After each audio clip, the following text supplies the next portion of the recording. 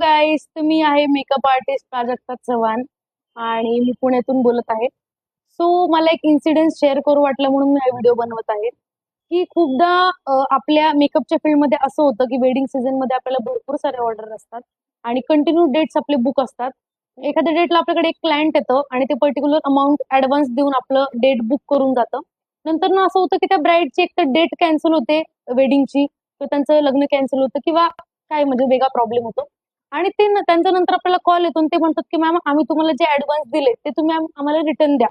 तर त्या केसमध्ये असं होतं ना, की आपण त्या डेटला त्यांचं बुकिंग अमाउंट घेतलेली आहे, त्यांची डेट बुक केलेली आहे. आपण त्यावेळेला दुसरी कुठलीच ऑर्डर घेत नाही. कारण त्याच्यापेक्षा जास्त अमाउंटवाली जरी ऑर्डर आली, तरी आपण ती घेऊ शकत नाही. कारण हा बिझनेसचा आपला रूल राहतो. आणि त्यांचे रिफंड आपण कसे करायचे हा प्रश्न मला एकच सांगायचंय, की जरी तुम्ही मला कुठल्याही बाबतीत ॲडव्हान्स पे केलेलं आहे, तर ते रिफंड नाही होऊ शकत.